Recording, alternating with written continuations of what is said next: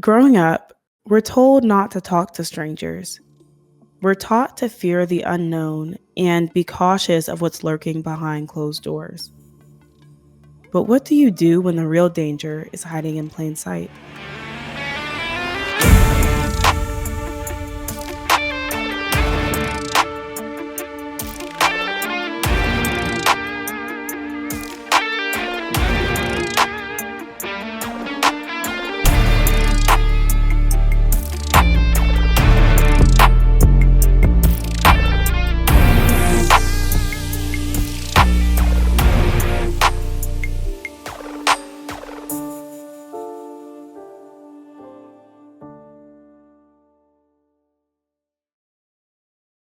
Hi, I'm Cam, And I'm Dev. and you're listening to Criminalish, a true crime podcast where two best friends trade stories ranging from the wild and wacky to the downright messed up. So, before we get into today's story, what you drinking? Well, friend, after the day I have had, it has been one hell of a day for us to try to record this episode for y'all. So I just want to see a lot of appreciation for this episode, just so you know. I am going to be drinking the 19 Crimes Cali Red wine by Snoop Dogg because, again, after the day I've had, I might need to commit a few myself. So, for legal reasons, that is a joke. But that's what I'm drinking, friend. What are you drinking, friend? I am drinking a chai blend, just some nice hot tea. I probably shouldn't be drinking caffeinated tea this late, but like Dev said, it's been a day. And I want to make sure that we get through this story for y'all. So it is what it is. See all the effort and work we put into the Criminalish podcast. I feel like that earns us at least a subscribe, a like, a follow, a share. Do something to interact with the podcast. Help us grow. A comment or two. Period. But speaking of stories, today, Dev, I'm going to be telling you about the murder of Theresa Wesolowski. Have you heard this story before? I don't believe so. I've never heard that name before. Okay, you will definitely be familiar with the story by the end of this episode. So, before I get into the details, I do want to extend a couple trigger warnings for sexual assault and harassment and substance use. So, Theresa Wesolowski was born on May 4th, 1977, in Germantown, Wisconsin. While I don't have much information on her upbringing, I do know that she did have a brother. But in 1995, she graduated from Kettle Moraine Lutheran High School. And I also know that she was described as someone who was well liked, outgoing, very hardworking. Like when I say this girl was a go getter, she was a go getter. She purchased her own car at the age of 16, and she bought a house at the age of 20. Okay, Miss Ma'am. She said grown Hmm. woman. I am a grown woman. Independent. Do you know what that mean? And Teresa did. She was really focused on financial independence, and she also dreamed of starting a family at some point. And in May 1999, Teresa was leading a really busy life in Germantown. She actually had two jobs. She worked as a baker at a sandwich shop from 7 a.m. to 2 p.m. And then she worked at a box factory from 3 p.m. to 11 p.m., meaning that she would typically work 16-hour days. So when I say she was hardworking and a go getter, that is what I mean. Absolutely, because I could never. Right. I'd be tired after my little 8-hour days. So props to her. Props to her for sure. And not just that, like she is working at pretty labor intensive jobs, especially working at a sandwich shop doing customer service and then going to work at a factory. So, yes, all the props to her for doing what she did to set herself up for the life that she wanted to live. So, all this brings us to Thursday, May 27th, 1999. 22-year-old Theresa had worked her typical shift at the sandwich shop, and then she'd gone home to change her clothes before going on to work at the box factory. At this point, she also had a dog, and she'd left her dog in the care of her brother while she was working. So, on her way out the door, she reminded her brother to feed her dog. She went on to work at the box factory and worked her shift without any issues. And as she was clocking out, she stopped to talk to her friend, Jeff Kohler, who was clocking in as she was clocking out. They joked a bit about her switching to the third shift so that she could work with him. And then Theresa left the box factory for the night to head home. However, on Friday, May 28th, 1999, at 5:30 a.m., one of the first shift workers for the box factory was on his way to the factory when he found her body lying face down next to her car with blood all around her, Oh my God, at the factory? right outside the factory, basically on the road leading to the factory, which was not a heavily trafficked road. Now, it is not an understatement to say that this murder shocked the entire Germantown community. Germantown hadn't seen a murder in about 10 to 15 years. So, when police approached the crime scene, they find Theresa, like I said, face down in her own blood with multiple stab wounds in her back. The autopsy eventually determined that she had been stabbed 46 times. And if you're true crime fans like me and Dev, you know that this made police think that this was an emotional attack, because usually when you see a lot of wounds like that, that means that the person who attacked the victim knew them well and was heavily driven by emotion when they committed that crime.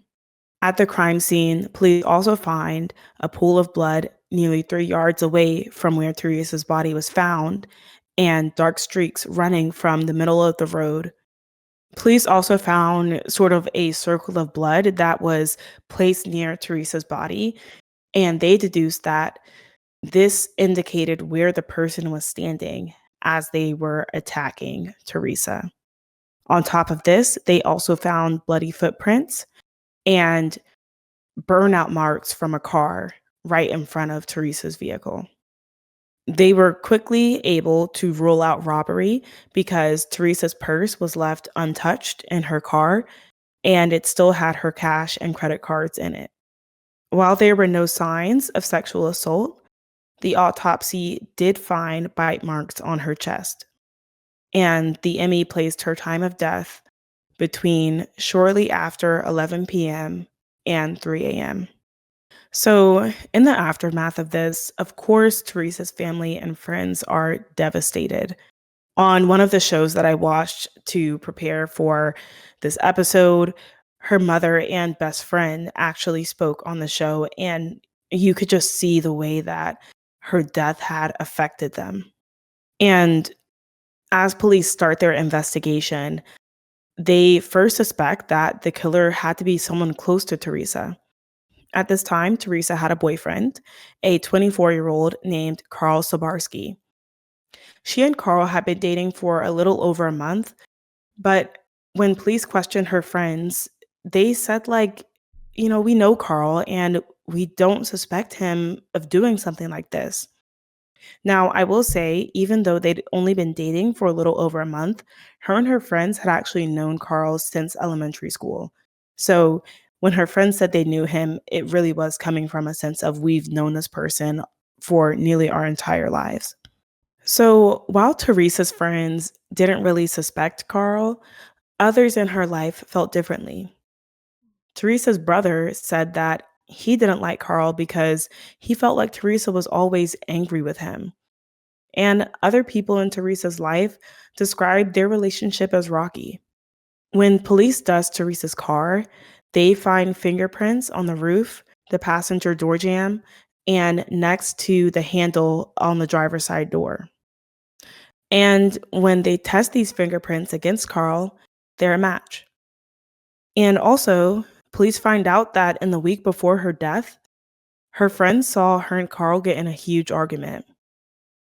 They were fighting because Theresa had apparently lent her car to Carl, and he was supposed to pick her up from work at 11, but didn't show up. And she ended up having to walk to the local bar that he was at.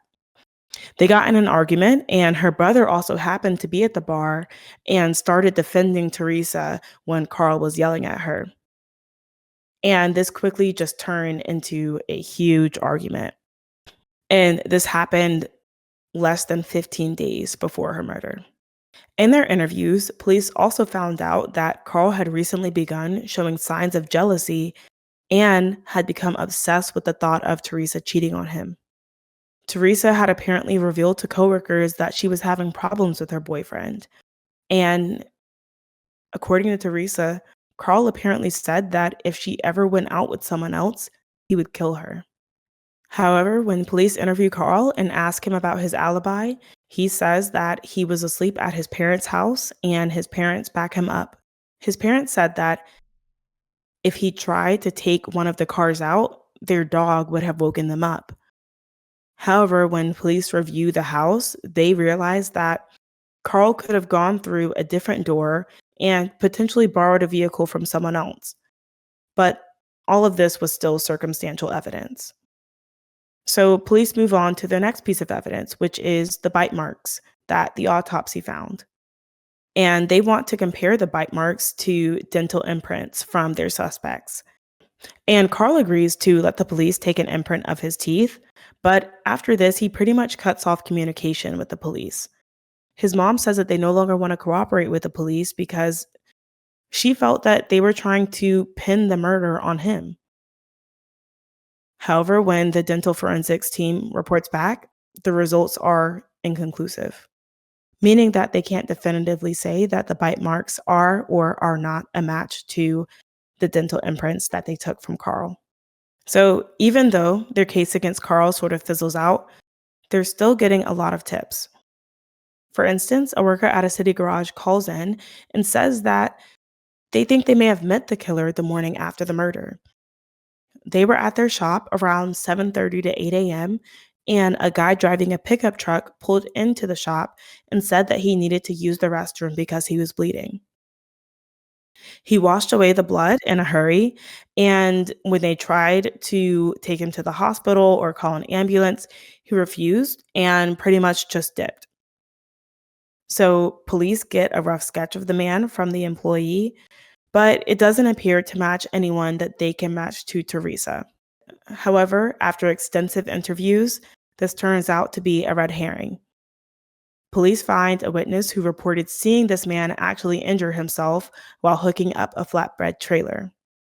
So even though it seemed like this might have been a good lead, police were now back at square one. So now police take a deeper look into Theresa's personal life. Specifically, they talk to her best friend, and her best friend tells police that Theresa had confided in her about the person that Theresa called the love of her life, which was a man named Ray Manello. She'd met him at the sandwich shop a couple years ago, and they'd had a passionate relationship for almost 2 years.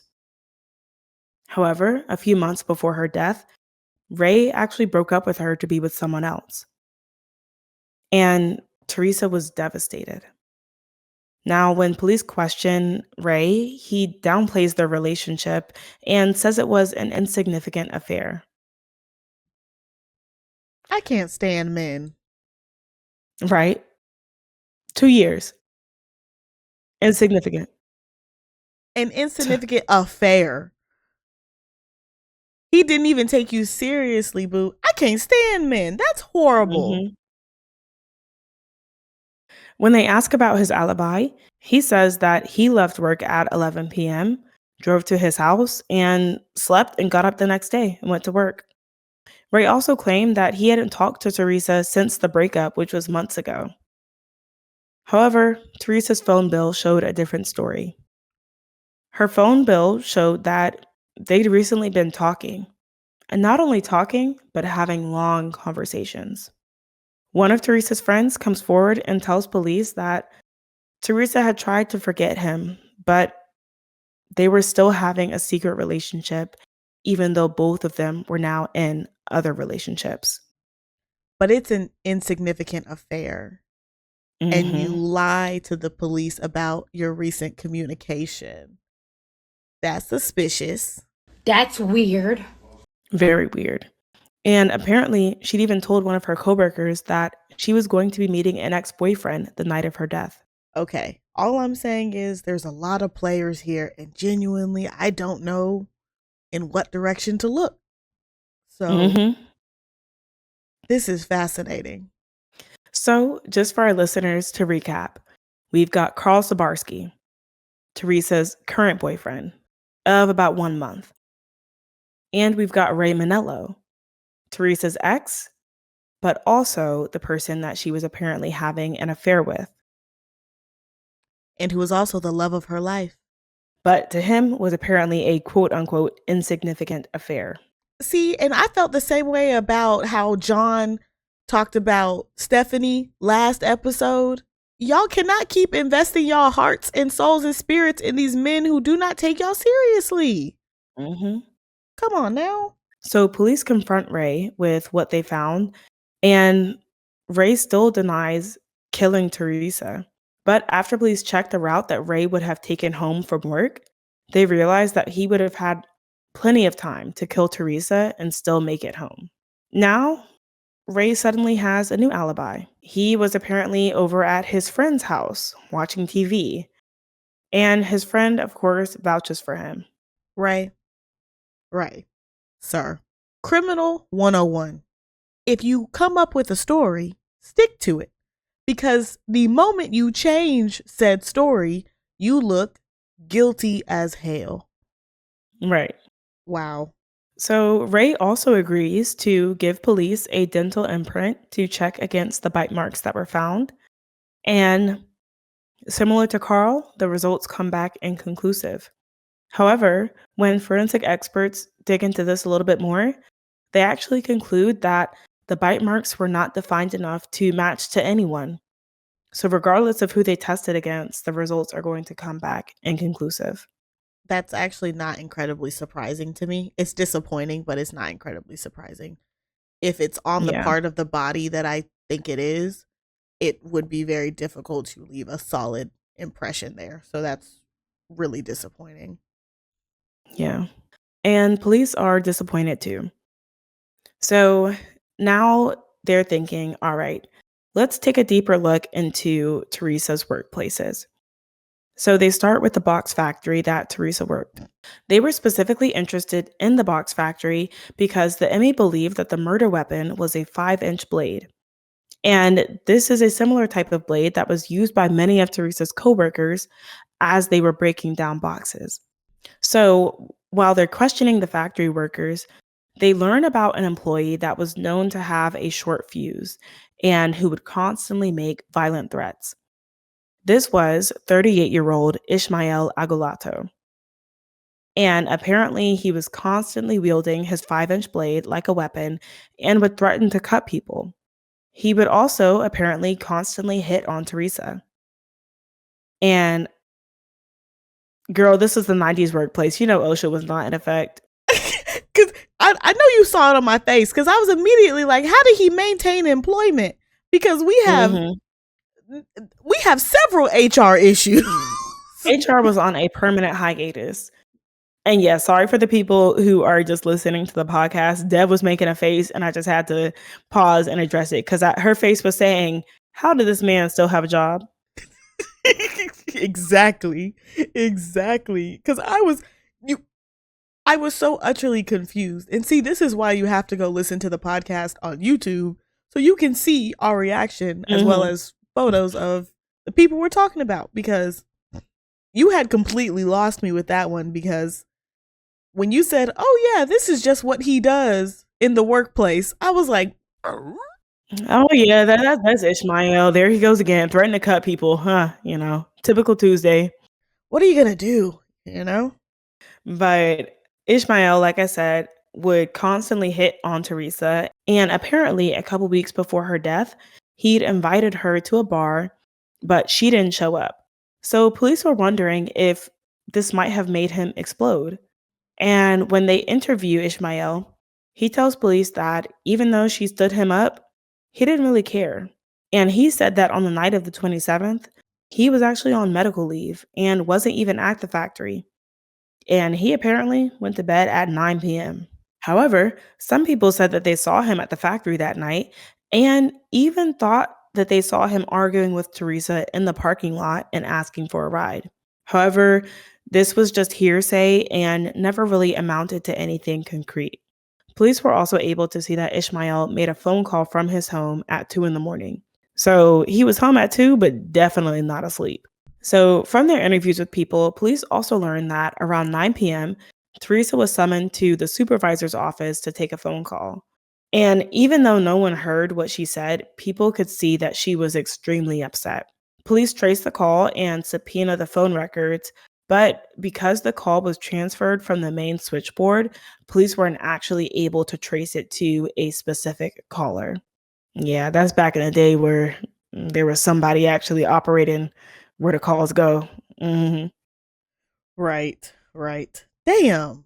So police suspect that this caller might have been Ray Manillo because as they're talking to her friends and coworkers, they learn that she told a few of them that she was pregnant by him. And when they asked Ray, he claimed that he didn't know anything about the baby. However, the autopsy also indicated that Theresa wasn't actually pregnant. Oh. And Ray insists that he did not call Theresa that night. You are really stressing me out with this story, sis. That's how I felt watching this show. Yes, because I am very much on an emotional roller coaster right now. Because I was going to wait to talk about this, but I'm going to go ahead and say it. I have wrote down every name that Cam has talked about since she said it. Because y'all know I take notes during these episodes, if you're a watcher of the podcast. And every time I write down somebody's name, I keep writing down all the important stuff. And then she'll be like, but it never panned out. So then I have to cross it out and ignore them. So I keep just going, nope, nope, nope, across all of my notes. So I don't know whether even to keep taking notes or if we're ever going to get to any real conclusion here. I can't trust anybody. I will say there is a conclusion. This is not a cold case. Thank God. However, just like Dev is very frustrated and confused, Theresa's family and friends were similarly frustrated and confused. And they end up posting a $10,000 reward for any tip that would lead to the killer's arrest. So, since detectives were not able to find anything at the box factory, they also decide to investigate the sandwich shop. And Theresa's coworkers tell the police about an older guy with a child who was apparently obsessed with Theresa. Police are able to link this older guy to a man named Vince Crewman who was divorced, and apparently he had asked Theresa out. Vince was also apparently a knife collector. But none of the knives that he turned over to the police had any traces of Theresa's blood on them. I know Dev is sick of me.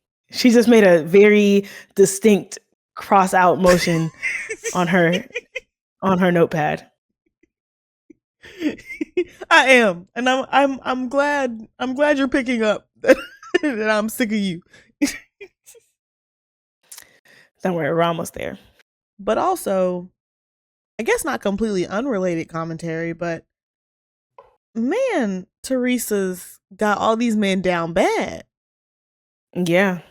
Girlie's got the men down bad, and I'm not mad at her for it because she was on her grown woman stuff. So years go by with nothing on Theresa's case. And every year, Theresa's family would hold a vigil in her honor to keep the interest in her case alive. And in 2001, investigators hold a John Doe hearing where anyone who'd had any contact with Theresa was required to testify. Now, that's fascinating. I've never heard of a John Doe hearing before. What is that? So I'm glad you asked, Dev. According to Ballotpedia, a John Doe hearing or John Doe investigation is something that is specific to the state of Wisconsin. And the John Doe investigation is something that is initiated by a judge that allows law enforcement to subpoena witnesses while also preventing them from legally discussing the investigation in public. These investigations are usually used to, quote, investigate any conduct that is prohibited by state law and punishable by fine or imprisonment or both, end quote. These are pretty similar to grand jury investigations, but the key difference here is that there is no jury of peers. The case is only overseen by a judge. Interesting. It's so interesting to hear how different jurisdictions handle cases and handle law in general. Because, wow, you can just subpoena people and tell them to shut up. And now you're going to be questioned under the penalties of perjury. That's crazy. That's crazy. Could you imagine how many cases would be solved if people were forced to testify under the penalties of perjury about events? That's crazy. Because I know there's so many cases where police feel like they know who did it, but they don't have enough evidence to actually prove that. Right. So nothing really comes out of the John Doe hearing in 2001, but in October 2006, more than 7 years after Theresa's murder, police resubmit stored DNA samples so that they can be analyzed with the latest DNA technology. When they analyze this, they find male DNA under her fingernails and deduce that this probably came from her defending herself. And so now they go back to the drawing board. They ask every single suspect to submit their DNA for testing. Carl, Ray, and Ishmael are tested, and all of them are eliminated. So they expand this group of people to include anyone who worked with Theresa. This group includes nearly 40 people, and investigators are going person by person and still have not found a match. They get to the 40th person, and the test comes back positive. However, when they're looking at the person who submitted this DNA sample, it's from a man who operated a machine just a few feet away from Theresa, and they didn't really have any known mutual friends. This man was 46-year-old Mark Lebecki, and he seemed like a shy, quiet loner and didn't have a criminal record. He'd worked at the factory for more than a decade, including after Theresa's death. He was also one of the people who testified at the John Doe hearing in 2001. And in that hearing, he said that he didn't know Theresa well and couldn't really remember what he told the police in 1999, just a couple years before. Before arresting him, they tracked down the truck he was driving in 1999, which was a Ford Explorer. They note that the tires matched the tread marks found at the scene, and also note that the boots he wore at the time matched the bloody boot print at the scene. So, police interrogate Lebecki, and they're really just trying to figure out how his DNA would have ended up under her fingernails. And while they're questioning him, he says, quote, "It shouldn't be there," end quote, referring to the DNA.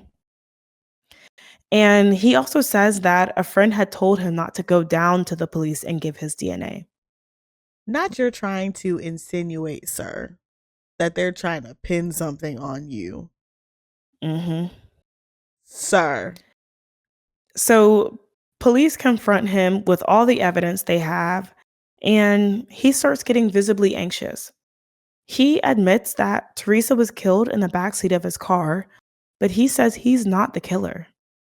He said that on the night of May 27th, 1999, he was going to get together with an employee named Tom Thompson and buy cocaine from him.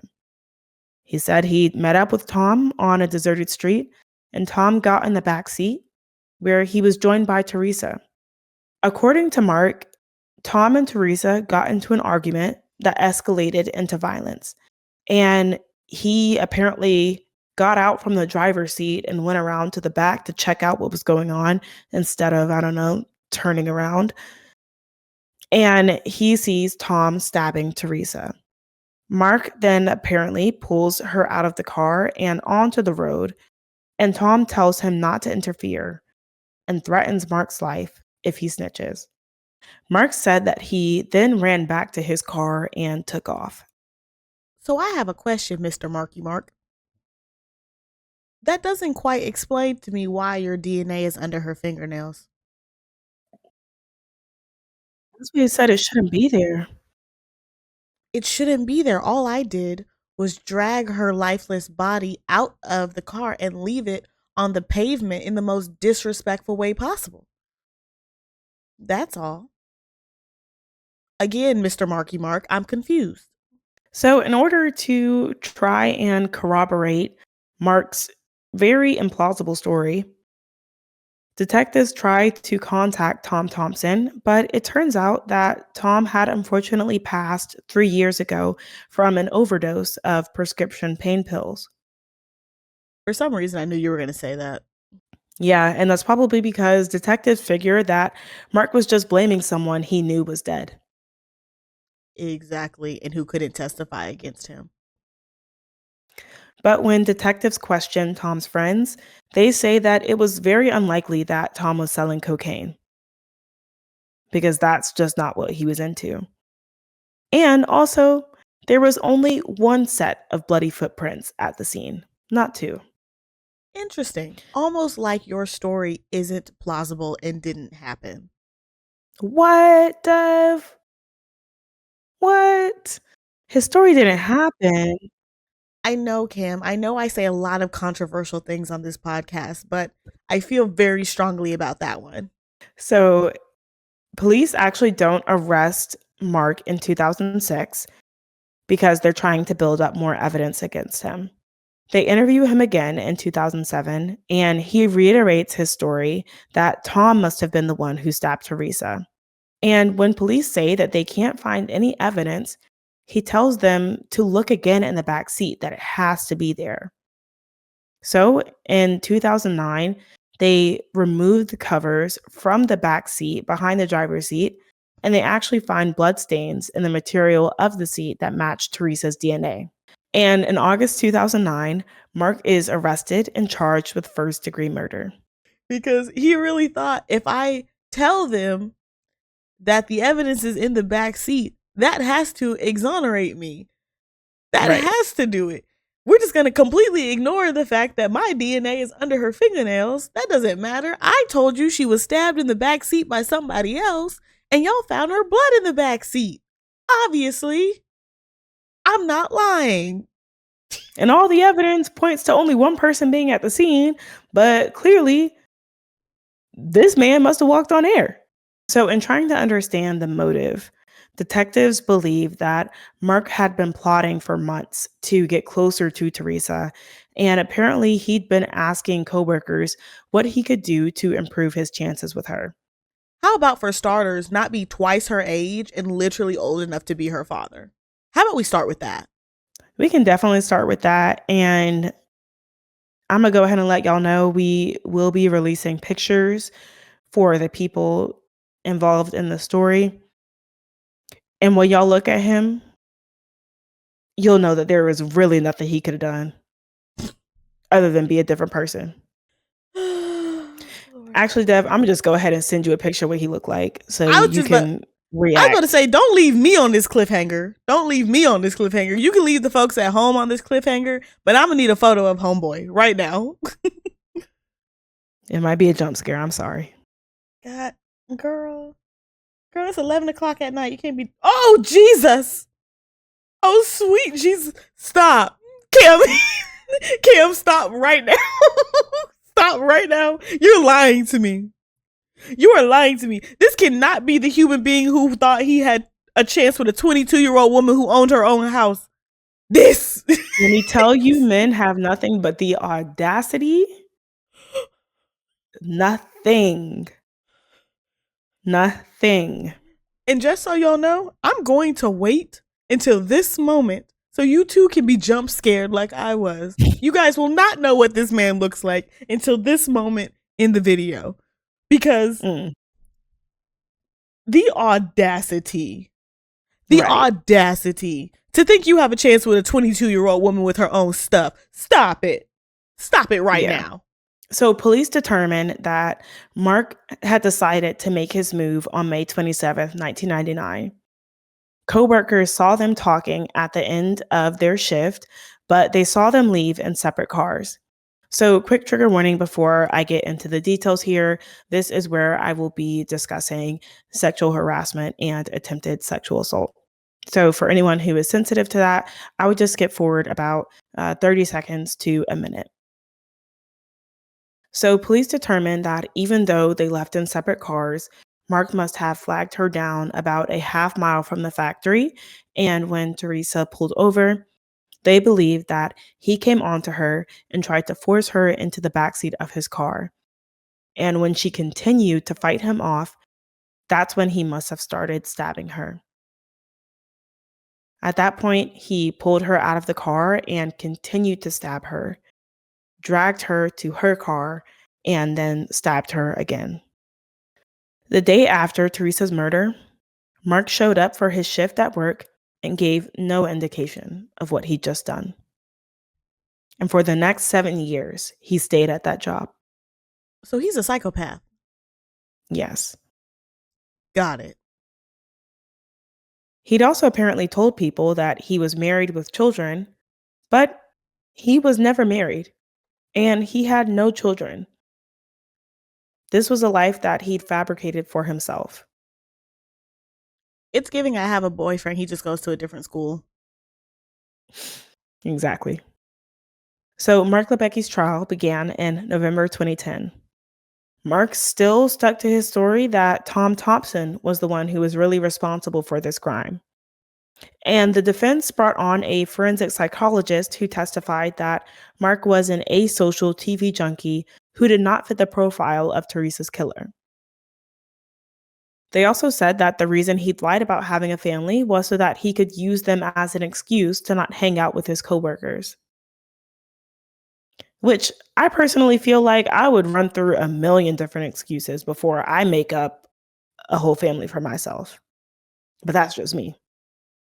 Well, Cam, you are a sensible human being, and it is clear that he is using his existence as an incel as an excuse for murder. And I think it just goes to show how unlikable he was because no friends or family spoke in support of him at his trial.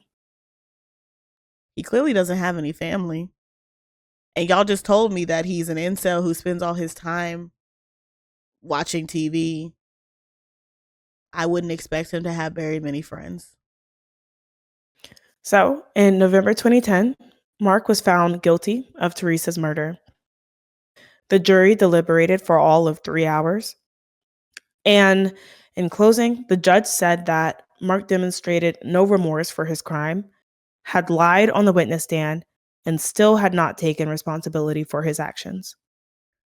He took the stand in his own defense.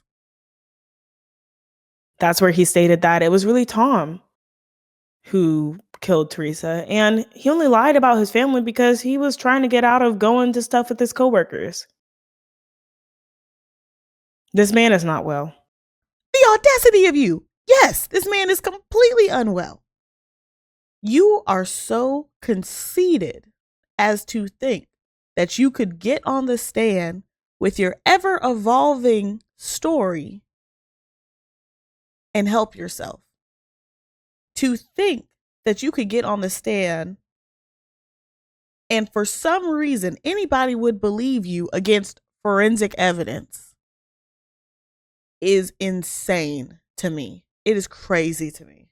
Quite frankly, I have only ever in my entire life seen one trial where the person accused of a crime getting on the stand was good for them. I do plan to cover it on this podcast, so look out for that. But I have only ever seen one instance where getting on the stand has helped somebody. In my opinion, it shows the jury how much you don't care, how much you are not remorseful for what you did. Right. And it's just risky. Even if you're innocent, it's just risky. Completely agree, because everything may seem fine and cool on direct, but you are required to be cross-examined.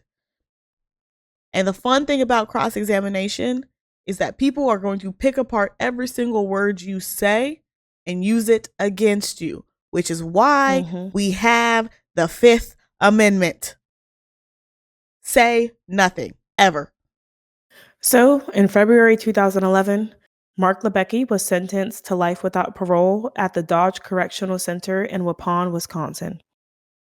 And I feel like this quote from Teresa's mother, Renee, just really drives home the pain that her murder caused those around her. She said, quote, "He doesn't realize how many people he's given life sentences to," end quote. Because he took away a daughter, a friend, a coworker, a loved one, someone who had so much going for her in life. He took away all the opportunities that she'd worked so hard to create for herself, and nothing will ever get that back. Absolutely. And that is such a powerful statement from her mother, because I completely agree. When you choose, and I'm going to use the word choose because I truly believe that in 80% of cases, it is a choice. When you choose to take somebody's life, you're affecting more than just that person. There is always somebody who cared about that person. There's always somebody who is going to be devastated by their loss. And that's why it's so important to, before you make rash decisions, before you do something out of anger, to think about the choices that you make and how they will affect more than just you and the other person in the room. Exactly. And in early 2013, Mark Lebecki filed an appeal on the basis of a violation of his Fifth Amendment right and ineffective assistance of counsel. They always file for ineffective assistance of counsel. They always file for that. Apparently, everybody lawyer ain't. And apparently, the judge disagreed because his appeal was rejected. Of course. And that brings us to the end of our story. Well, Cam, I want to say that you told this story excellently. This was great. Again, my notes for this episode just have a bunch of big black lines through them because I was ready to make all these connections and, figure everything out. You just kept telling me no, no, no, no, no. But I think you did an excellent job telling this story. Thank you. You're very welcome, Fran. It was absolutely fascinating.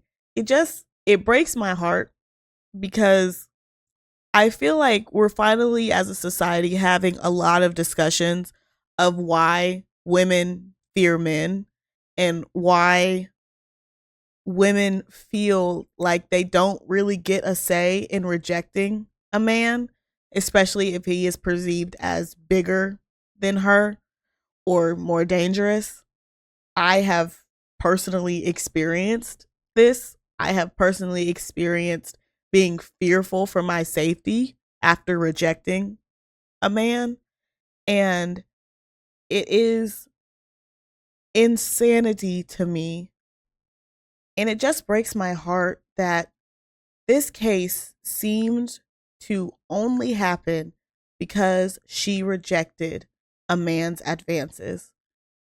And the saddest part about this is she had already rejected other men who responded appropriately, who just took their L and went home and left that woman alone.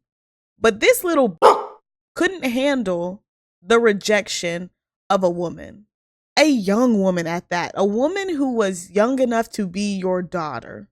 And you took her life so senselessly and so selfishly. And it infuriates me. And it's cases like this that when you see those debates on the internet of, I don't understand why women are scared of men, this is why. Because she met 4 other men who responded the way that they were supposed to respond. True men who took their L and kept it pushing. And she met one who decided to fly off the handle at her. And that is the man we fear. Because we don't know who you are. We don't know if you're the real man who is going to take his L and keep on pushing with his life, or the man who is going to cause us harm when we simply reject you. And I just hate that so much because she had such passion and she was such a hard worker and she was doing what she needed to do. and you took her away from her family for your own selfish reasons and then deny it and then act like you didn't do anything and then pin the murder on a dead man. That's pathetic. That's utterly pathetic. And Dev, you said it perfectly. All it takes is that one man who doesn't know how to handle rejection. All it takes. And you may not be that man, but we don't know that. Exactly. Especially considering that to everybody else, this man was a stranger to her. Everybody talked about how they didn't even know each other. She was killed by a man she didn't even know simply for rejecting him. Does that not sound terrifying? Would that not put you on red alert as a woman for every man that you meet going forward? Because it does for me. Same. Any other thoughts, friend? My final thought, as I'm going to do something that I don't believe we've ever done on this podcast. And I am going to give a compliment to the police. I have a lot of respect for how they never allowed this case to truly go cold. They kept looking into things. They kept gathering data. They kept gathering DNA. They kept the DNA appropriately stored so that it could be tested later. And they explored all possible avenues. Because that's what an investigation is supposed to be. You are supposed to investigate every possibility until you hit a wall. And I very much respect officers who did that in this case. And though it took 10 years, I am glad that there was justice in this case and that her family gets some kind of justice. Even if they don't feel closure, they at least have some kind of justice. And that's all I got, friend. And that's something that the detectives even said on the show. They said that this was never a cold case to them. They were not going to let it be a cold case. And that's how every investigation should be treated. And too often we see police just, if it's not the person that makes the most sense to them, they just give up, or they get tunnel vision and they focus all their energy on trying to fit a square peg into a circle hole and pin it on the person that they believe had to have done it, even when all the evidence points to the contrary. So I agree with Dev. Might be the first time we've done it, but yes, kudos to the police in this investigation for the way that they just did not give up. And that brings us to the end of the podcast. Thank you to our listeners for joining us on this episode. I would specifically like to thank the Unusual Suspects show, specifically season 4, episode 4, the Milwaukee Journal Sentinel, and the Beyond Contempt True Crime Podcast, episode 76, for providing most of the information for this case. If you want to check out photos related to this case, we will be posting them on our Instagram, TikTok, and YouTube at Criminalish Podcast. Listeners, if you like what you hear, be sure to tell a friend and leave a 5-star review wherever you're listening to the Criminalish Podcast. And if you're listening to us on YouTube, please be sure to subscribe to our channel. And feel free to leave any comments or questions. As always, stay nosy, my friends. Bye. Bye.